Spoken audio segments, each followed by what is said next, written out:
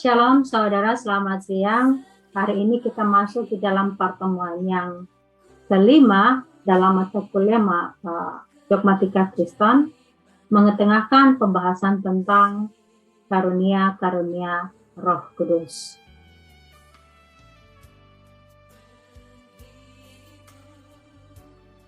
Apa yang dimaksud dengan karunia Roh Kudus, saudara? Ya, bila kita melihat slide berikut, dikatakan bahwa untuk menjelaskan definisi dari karunia Roh Kudus, maka kita harus melihat dua kata Yunani yang memang secara umum menjelaskan istilah karunia rohani. Yang pertama adalah kata pneumatikos, di mana istilah ini terdapat di dalam 1 Korintus pasal 12 ayat 11. Apa yang dimaksud dengan pneumatikos? Pneumatikos ini adalah hal-hal rohani, ya, hal-hal rohani. Nah, kata ini menekankan sifat rohani dan keaslian, ya, dari karunia rohani, saudara. Karunia-karunia itu bukan talenta alami yang sudah kita miliki, ya, bukan talenta, tetapi lebih dari sebuah talenta, saudara, ya, lebih dari sebuah talenta. Karunia-karunia rohani ini, ya, diberikan secara supranatural kepada seorang percaya oleh Roh Kudus, ya, diberikan secara supranatural kepada seorang percaya oleh Roh Kudus.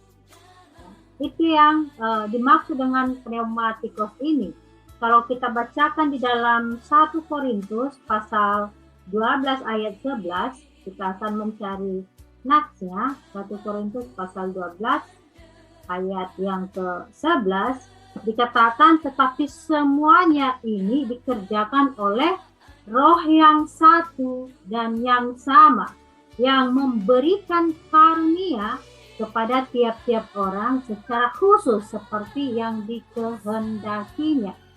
Itulah arti dari kata pneumatikos tadi, ya. Istilah karunia di sini adalah pemberian Roh Kudus, ya. Pemberian Roh Kudus kepada orang secara khusus, ya, seperti yang dikehendaki Allah tentunya, ya. Nah, yang kedua adalah istilah dari karisma. Apa yang dimaksud dengan karisma? Nah, karisma ini berarti anugerah, saudara, ya. Kata itu menekankan bahwa suatu karunia rohani adalah suatu pemberian dari anugerah Allah. Hal ini bukan suatu kemampuan yang dikembangkan secara alami seperti talenta tadi, ya, tetapi suatu pemberian yang diberikan, ya, kepada orang percaya. 1 Korintus 12 ayat 4. Nah, tekanan ini nampak dalam Roma 12 memang, ya. Roma 12 secara khusus dalam Roma 12 ayat 3 dan 6, di mana Paulus mendiskusikan karunia-karunia rohani. Ia menegaskan bahwa karunia rohani adalah diterima melalui pemberian anugerah atau kasih anugerah, ya, kasih anugerah kepada orang-orang percaya, ya. Nah, yang menjadi pertanyaan bagi kita adalah, jikalau talenta tadi adalah semacam kemampuan, ya, kemampuan alami seseorang, tetapi ketika kita berbicara tentang karunia itu secara khusus diberikan oleh Roh Kudus secara supranatural kepada orang yang percaya, maka yang menjadi pertanyaannya bagi kita adalah, siapa penerima karunia Roh Kudus, ya? Siapa penerima karunia Roh Kudus? Mari kita melihat di dalam 1 Korintus 12 ayat 11 yang berbunyi, dikatakan tadi di sini, tetapi semuanya itu dikerjakan oleh Roh yang satu dan yang sama, yang memberikan karunia kepada tiap-tiap orang secara khusus. Jadi di sini dikatakan bahwa penerima karunia Roh Kudus itu adalah individu, ya, personal, ya, tiap-tiap orang, saudara.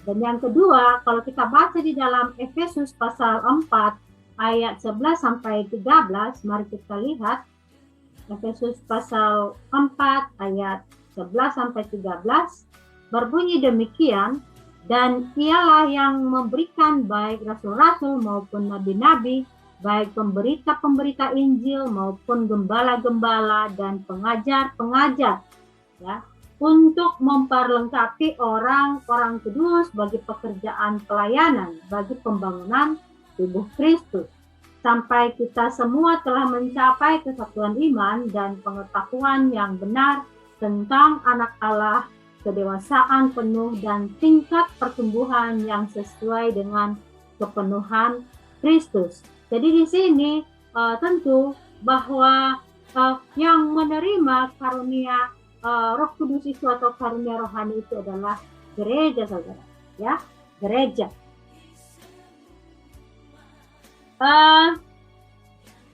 Mengapa disebut gereja, ya? Mengapa disebut bahwa karunia rohani diberikan kepada gereja? Ya, tentu di sini untuk memperlengkapi seseorang secara unik bagi kemajuan gereja. Jadi yang diperlengkapi di sana adalah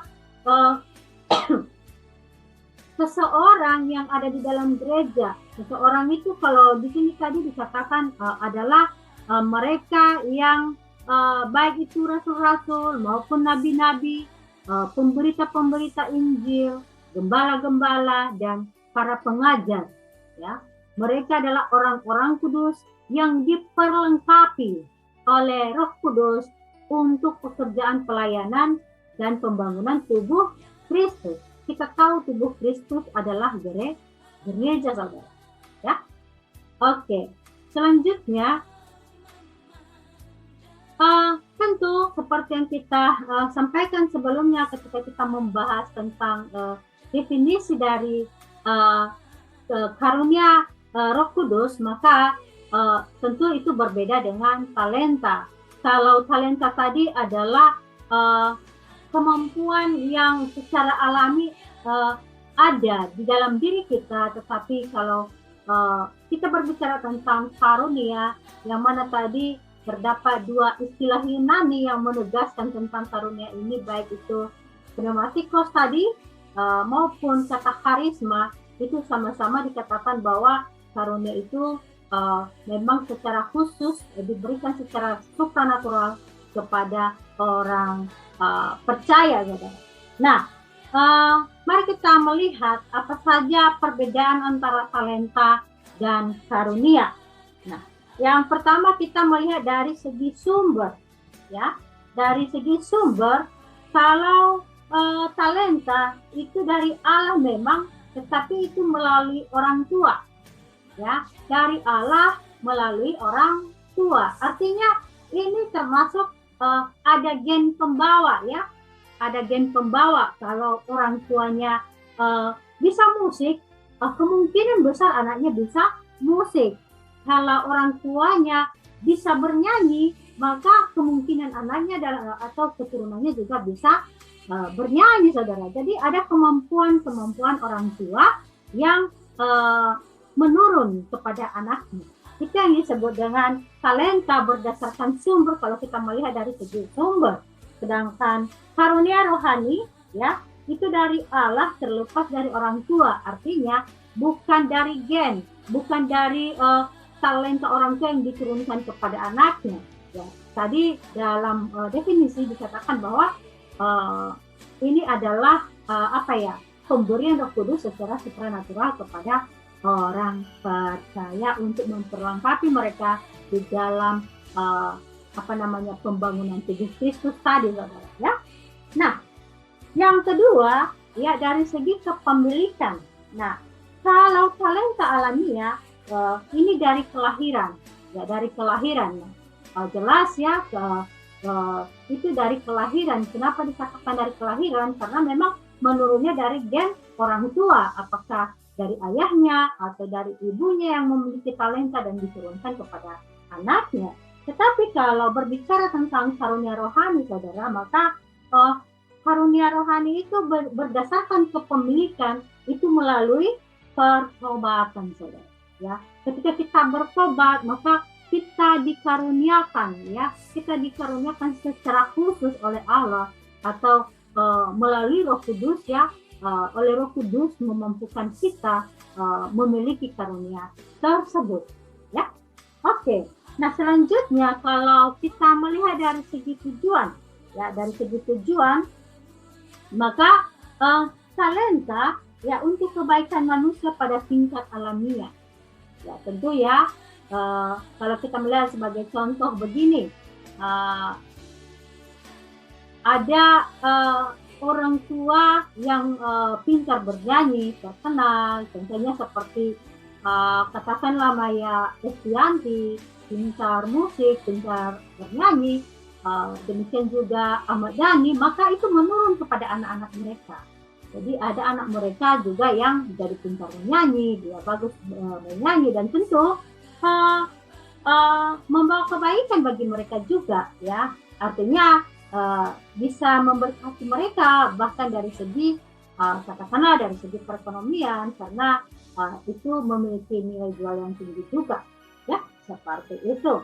Nah, kalau terkait dengan karunia rohani, maka ketika kita berbicara tentang tujuan, maka tentu tujuannya adalah untuk kebaikan manusia pada tingkat rohani. Kalau tadi boleh dikatakan bahwa talenta itu pada tingkat alamiah atau pada tingkat jasmani. Nah, tetapi kalau yang namanya karunia rohani itu untuk kebaikan manusia pada tingkat rohani, saudara. Ya, pada tingkat rohani. Misalnya kita berbicara salah satu mungkin diberikan karunia untuk mampu memberitakan Injil, dan tentu tujuannya itu adalah tujuan rohani untuk menjangkau jiwa. Nah, kemampuan untuk memberitakan Injil itu adalah kemampuan untuk mencari jiwa, untuk kemuliaan Tuhan, dan ini disebut dengan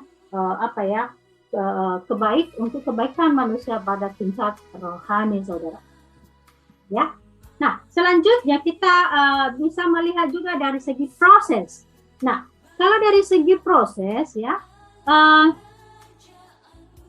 kalau talenta harus diakui, dikembangkan, dan juga dilatih. Ya, harus diakui itu yang pertama proses, ya, proses dari talenta itu pertama harus diakui dulu. Kalau tidak diakui, ya mana bisa terkenal, ya. Kemudian yang kedua harus dikembangkan, saudara, harus diasah terus supaya semakin mantap, ya, semakin bagus. Kemudian harus dilatih, saudara, dilatih secara terus menerus, ya. Kalau kita punya talenta bisa bernyanyi, kalau tidak diasah juga, ya, kita nggak bakal bisa nyanyi yang benar. Tetapi kalau talenta bernyanyi kita kemudian kita asah terus menerus, maka tentu itu akan mengalami perkembangan, bahkan bisa diakui oleh orang lain bahwa kita memiliki talenta tersebut, ya.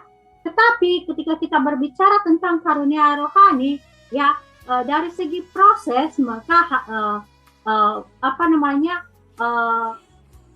pemberian rohani atau karunia rohani dalam segi proses juga harus diakui, dikembangkan, dan juga dilatih, saudara. Ternyata memiliki kesamaan dengan talenta, harus sama-sama diakui, ya, harus sama-sama dikembangkan, dan harus sama-sama dilatih. Kalau tidak, maka tentu itu menjadi padam. Sekalipun kita misalnya memiliki karunia untuk mengajar, kalau kita tidak asah, kalau kita tidak kembangkan, mana bisa diakui orang bahwa kita memiliki karunia mengajar? Karena yang melihat kita, yang melihat karunia ataupun talenta yang ada di dalam diri kita, bukan hanya kita, saudara, tetapi itu dirasakan oleh orang lain yang ada atau terlibat dalam kehidupan kita, ada di sekitar kita, saudara, ya.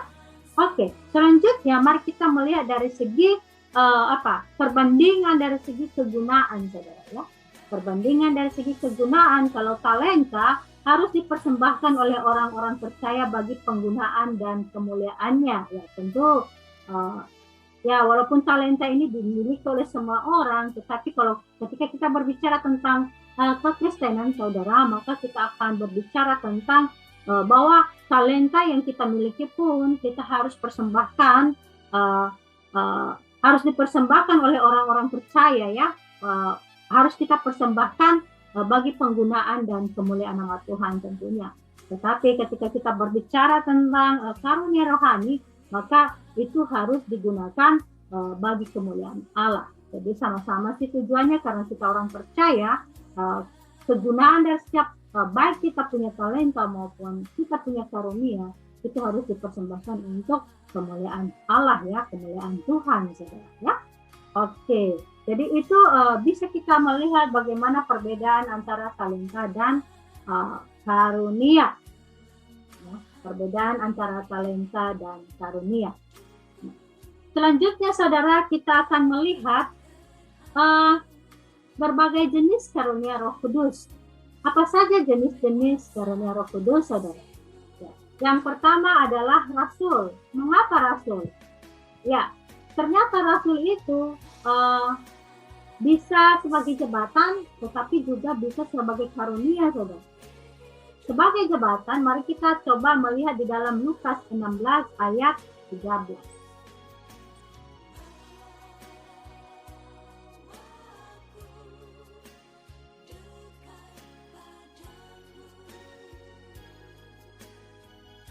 Ya, dikatakan di sini, seorang hamba tidak dapat mengabdi kepada dua tuan, karena jika demikian, ia akan membenci yang seorang dan mengasihi yang lain, atau ia akan setia kepada yang seorang dan tidak mengindahkan yang lain.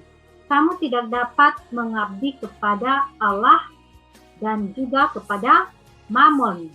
Ya, di sini ada Lukas 16 ayat 13. Sepertinya Benilam salah sebentar, saya cek dulu ayat ini.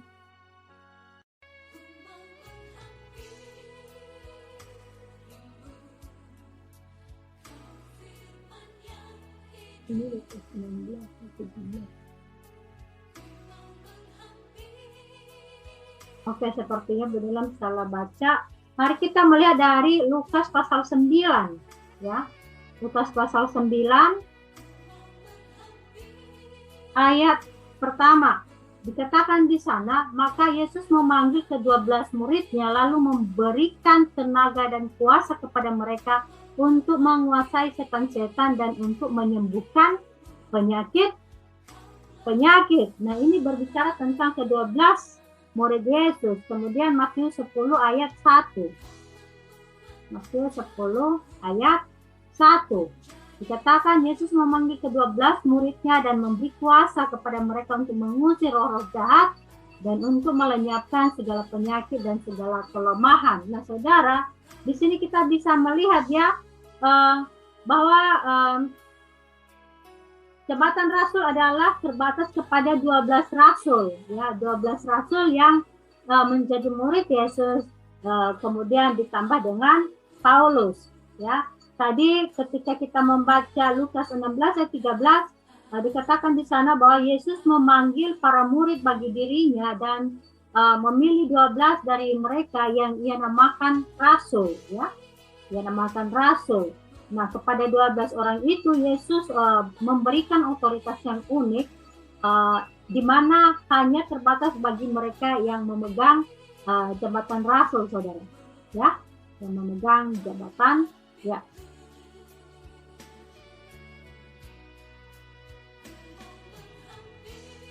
Oke, nah selanjutnya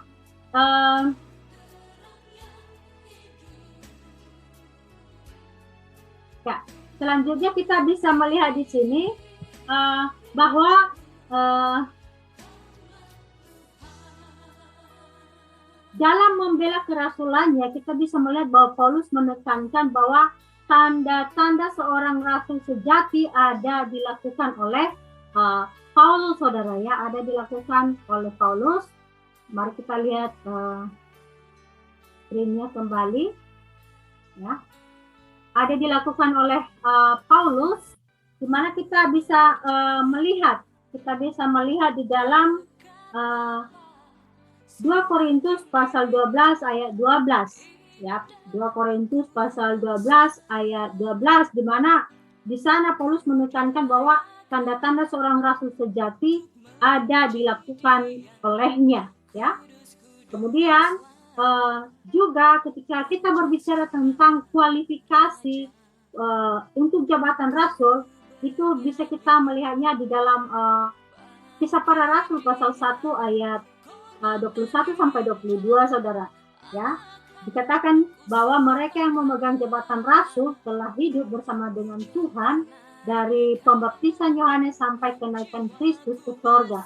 Jadi dapat dikatakan bahwa keadaan Paulus merupakan keadaan yang unik. Ia menunjukkan kepada dirinya sebagai rasul, bagaikan seorang yang lahir yang belum waktunya. 1 Korintus 15 ayat 8 sampai 9, saudara. Nah, jadi ketika kita berbicara tentang rasul sebagai sebuah jabatan, dan itu terbatas hanya kepada 12 murid Yesus ditambah dengan tentu Paulus. Nah, ketika kita berbicara tentang karunia, saudara, ya, ketika kita berbicara karunia, maka karunia rasul disebut di dalam 1 Korintus pasal 12 ayat 28 dan juga di dalam Efesus pasal 4 ayat 11, saudara. Ya, mari kita coba membaca dari 1 Korintus pasal 12 ayat 28 yang berbunyi demikian. Dan Allah telah menetapkan beberapa orang dalam jemaat, pertama sebagai rasul, kedua sebagai nabi, ketiga sebagai pengajar, keempat, ya, dan selanjutnya mereka yang mendapat karunia untuk mengadakan mujizat, untuk menyembuhkan, untuk melayani, untuk memimpin, dan untuk berkata-kata dalam bahasa roh. Nah, di sini dikatakan bahwa Allah telah menetapkan beberapa orang dalam jemaat itu, pertama sebagai rasul. Jadi di sini dinyatakan bahwa kata rasul di sini berasal dari kata apo yang artinya dari, dan stelo yang artinya mengutus. Kalau kita lihat dari kata rasul itu berasal dari kata apostolos, ya, di mana apostolos itu berasal dari preposisi apo yang artinya dari, dan stelo yang artinya mengutus, saudara. Nah, oleh karena itu seorang rasul adalah diutus dari, artinya sebenarnya diutus dari. Nah, kata ini nampak digunakan dalam arti teknik dan juga seperti arti yang pada umumnya, ya, arti yang pada umumnya. Nah, dalam arti teknik hal ini dibatasi, saudara, ya, hal ini dibatasi kepada 12 orang yang memiliki jabatan rasul tadi, ya, dan juga seperti karunia, ya, di mana dalam arti itu adalah suatu dasar pemberian yang terbatas untuk membentuk gereja. Jadi kalau jabatan rasul tadi terbatas terhadap 12 murid Yesus ditambah dengan Paulus, maka karunia ini juga dikatakan bahwa terbatas, ya, sifatnya terbatas ketika terbatas untuk membentuk gereja, ya. Bisa kita melihat di dalam Efesus pasal 2 ayat Efesus pasal 2 ayat 20 yang berbunyi demikian, ya, yang dibangun di atas dasar para rasul dan para nabi dengan Kristus Yesus sebagai batu penjuru, ya. Jadi istilah rasul di sini bukan ke-12 rasul, ya, ke-12 rasul yang berbicara tentang jabatan, tetapi berbicara tentang karunia rasul, ya, karunia kerasulan yang diberikan kepada orang-orang untuk digunakan di dalam membentuk gereja atau membangun gerejanya Kristus. Nah, saudara, apabila dasar gereja telah diletakkan, tentu karunia perlu untuk dihentikan, ya. Karunia perlu untuk dihentikan. Jabatan rasul saja yang dihentikan, karena tidak seorang pun dapat menemukan kualifikasi dari Kisah Para Rasul pasal 1 ayat 21 sampai 22. Jadi pemberian rasul dalam arti yang tepat telah berhenti. Kata rasul juga digunakan dalam arti yang umum, seorang utusan, ya, atau mengutus seseorang dalam maksud Kristus. Hal-hal ini menunjukkan kepada sebagai rasul tetapi tidak mempunyai baik jabatan maupun pemberian. Nah, kata itu ada digunakan dalam non-teknik tentang seseorang yang adalah seorang utusan. Ya, kita bisa melihat di dalam Kisah Para Rasul pasal 14 ayat 14, kemudian 2 Korintus pasal 8 ayat 23, kemudian Filipi pasal 2 ayat 25. Nah, yang kedua adalah nabi, ya. Jadi karunia bernubuat disebut di dalam Roma pasal 12 ayat 6, saudara. Kemudian disebut juga di dalam 1 Korintus pasal 12 ayat 10, dan kemudian dalam Efesus pasal 4 ayat 11, ya, pasal 4 ayat 11. Nah, bila rasul menerima informasi melalui penyataan dari Allah, saudara, karena itu kita bisa melihat bahwa Agabus memberitahukan kelaparan yang akan datang ke atas dunia. Kisah Para Rasul pasal 11 ayat 28, dan juga penawanan Paulus di Yerusalem. Kisah Para Rasul pasal 21 ayat 10 sampai 11. Nah, jadi melalui pernyataan langsung, Nabi menerima pengetahuan tentang misteri-misteri ilahi. 1 Korintus 13 ayat 2. Dan bahwa manusia ya tidak akan mengetahui hal-hal lainnya, ya, terlebih dahulu untuk penyelesaian ukuran karunia nubuatan adalah penting untuk kemajuan gereja. 1 Korintus pasal 14 ayat 3. Saudara, Nabi menerima pernyataan langsung, ya, dari Allah dan mengajar umat untuk kemajuan mereka, menasehati dan menghibur. Sejak pernyataan datang dari Allah, ini adalah benar, ya. Istilahnya sejauh pernyataan itu datangnya dari Allah, ya, itu pasti benar. Keaslian Nabi ditunjukkan dalam ketepatan nubuatan.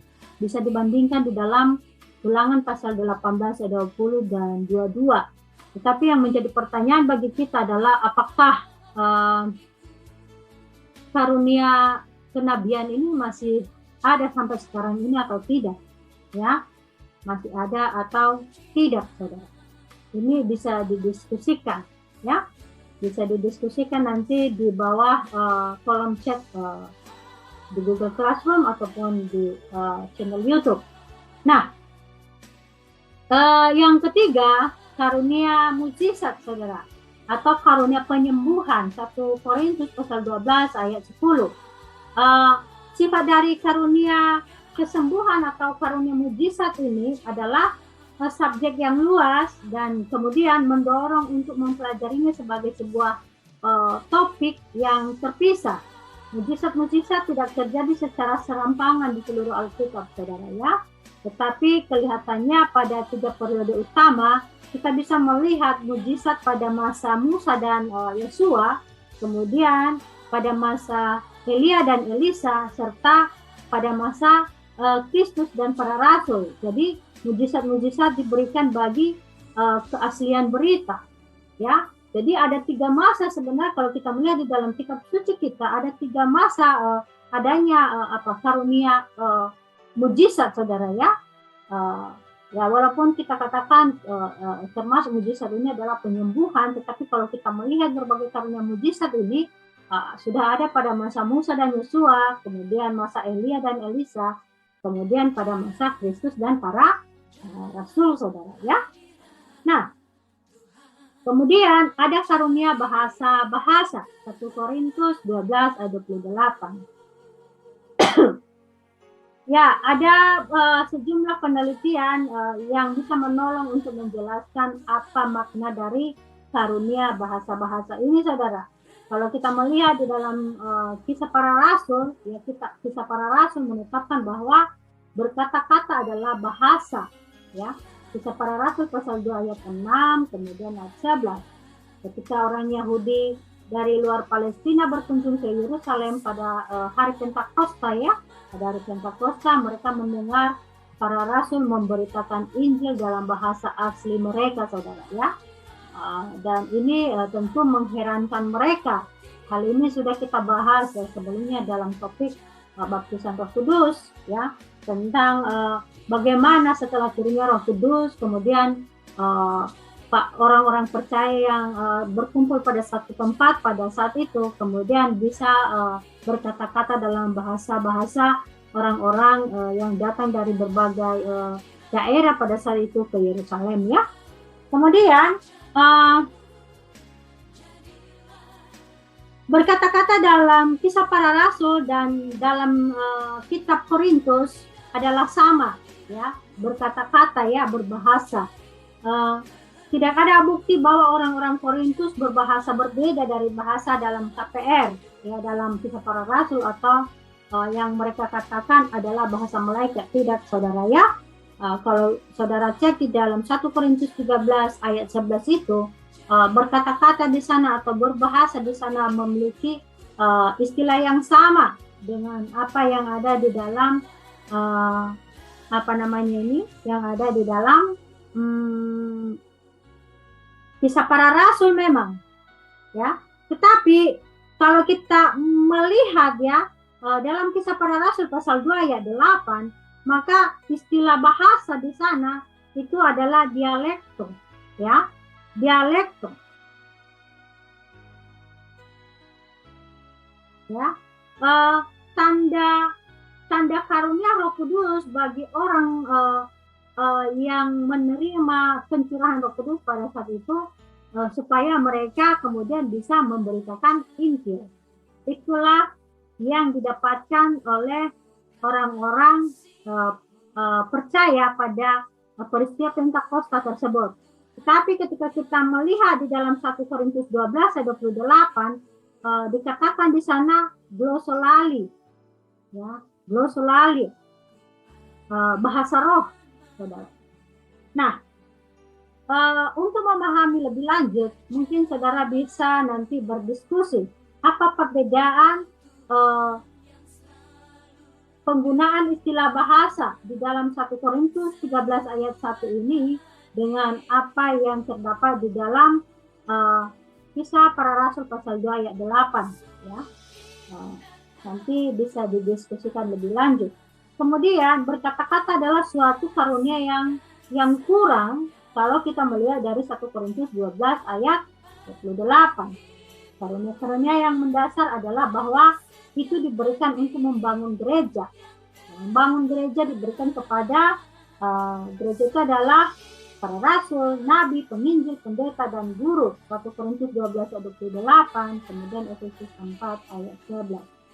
Nah, berkata-kata disebutkan juga, ya, terakhir untuk menunjukkan bukan yang utama dari karunia yang utama, saudara. Jadi berkata-kata itu memang ada disebutkan, tetapi itu disebutkan Paulus paling terakhir dari semua jenis karunia yang disebut oleh Paulus di dalam suratnya di dalam 1 Korintus tersebut, ya. Di dalam 1 Korintus tersebut itu malah paling terakhir disebut, ya. 1 Korintus pasal 12, pasal 13, dan pasal 14, saudara. Ya. Artinya kita bisa melihat bahwa karunia berbahasa roh bukanlah yang utama. Artinya bukan karunia yang utama yang harus kita miliki, yang harus orang-orang percaya miliki, ya. Kemudian berkata-kata adalah suatu tanda yang sementara, ya. Mengapa dikatakan tanda yang sementara? Itu disampaikan dalam 1 Korintus pasal 13 ayat 8, ya. Jadi ungkapan mereka akan berhenti adalah dalam bentuk middle voice, ya, yang menekankan bahwa mereka akan berhenti dengan sendirinya, ya, mereka akan berhenti dengan sendirinya. Jadi Yang menjadi implikasinya adalah bahwa berkata-kata tidak akan diteruskan sampai yang sempurna tiba. Jadi berkata-kata tidak akan diteruskan sampai yang sempurna itu tiba, saudara.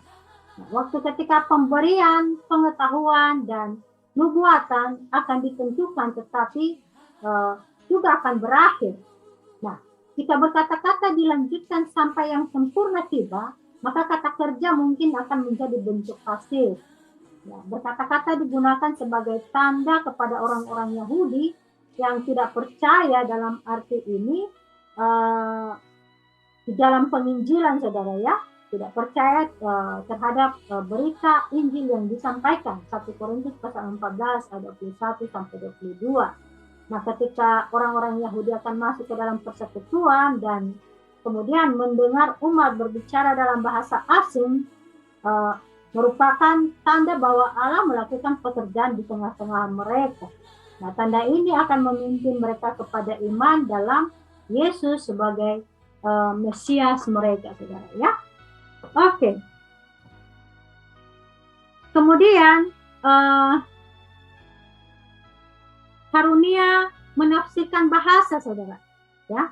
Karunia menafsirkan bahasa di dalam 1 Korintus 12 ayat 10. Nah, karunia untuk menafsirkan bahasa mencakup kemampuan yang supranatural ya, dari seseorang dalam pertemuan untuk menafsirkan bahasa-bahasa asing yang dibicarakan oleh seseorang yang telah memiliki pemberian atau karunia berkata-kata. Selanjutnya ada karunia penginjilan, yang mana istilah penginjilan ini berasal dari kata evangelis ya, evangelis atau dalam bahasa Inggris disebut evangelis, yang artinya seseorang yang memberitakan kabar baik. Kemudian juga ada karunia pendeta atau pengajar ya, Efesus pasal 4 ayat 11. Jadi ini bukanlah dua pemberian atau dua karunia, karena seorang pendeta adalah juga seorang pengajar. Jadi karunia menggembalakan, kemudian karunia mengajar ya. Kemudian karunia mengajar juga dalam Roma 12 ayat 7, kemudian 1 Korintus 12 ayat 28. Jadi seorang pendeta adalah juga seorang pengajar, akan tetapi seorang pengajar bukanlah seorang pendeta ya. Seorang pengajar bukan pendeta, tetapi seorang pendeta bisa menjadi seorang pengajar. Mengapa bisa dibedakan seperti itu, saudara? Berikan pandangan saudara ya. Berikan pandangan saudara mengapa karunia menggembalakan berbeda dengan karunia mengajar. Mengapa seorang pendeta bisa disebut sebagai pengajar, tetapi seorang pengajar tidak bisa disebut sebagai seorang pendeta? Ya, mungkin saudara bisa nanti menjelaskannya ya, memberikan pemahaman saudara terkait hal ini. Nah, kemudian ada karunia melayani, saudara ya, ada karunia melayani dalam Roma 12 ayat 7. Kemudian karunia menasehati Roma 12 ayat 8. Nah, kalau karunia melayani tadi berasal dari kata Yunani diakonia, artinya melayani atau menolong sesama, saudara ya. Makanya kalau di gereja itu salah satu tiga tugas panggilan gereja itu adalah diakonia. Nah, kalau sepengalaman Gemilam ketika ada di dalam penggembalaan, orang-orang yang berada di bidang diakonia ini tugasnya adalah untuk menolong sesama, memperhatikan sesama atau warga jemaat. Ketika ada jemaat yang sakit, maka tim diakonia yang akan pergi berkunjung, mendoakan, kemudian mendengarkan semua keluhan apa yang diderita oleh orang yang sedang sakit tersebut, serta memberikan solusi-solusi dengan menggunakan ayat firman Tuhan dan mendukung di dalam doa. Nah, kemudian ada karunia menasihati, saudara. Nah, kata menasihati ini berasal dari kata parakalon, artinya dipanggil berdampingan untuk menolong. Ya, ternyata tidak jauh dari kata melayani ya. Melayani, menasihati ini juga ini untuk misalnya memberikan nasihat kepada mungkin ada warga yang memang sedang hilaf, ya, mengingatkan, menasehati jemaat yang sedang salah ya di dalam perjalanan hidupnya, melakukan hal yang tidak benar di hadapan Tuhan. Maka tugas seorang penasehat ini yang memiliki karunia menasehati ini akan menasehati saudara ya, memberikan pendampingan untuk menolong orang yang sedang bermasalah ya, saudara. Oke, itulah yang berbagai jenis-jenis karunia. Ada sekitar 10 ya karunia yang disebut di dalam kitab suci kita. Nah, yang mana yang menjadi karunia saudara? Nah, berdoalah, coba perhatikan bahwa di dalam doa kemudian minggu depan kita akan diskusi di awal kelas karunia apa saja yang saudara miliki. Nah, mengapa saudara mengatakan bahwa itu adalah sebuah karunia? Dan apakah karunia itu sudah saudara kembangkan atau belum? Itu adalah bahan diskusi kita pada pertemuan ke-6 di awal kelas kita. Demikian untuk materi hari ini. Tuhan Yesus memberkati.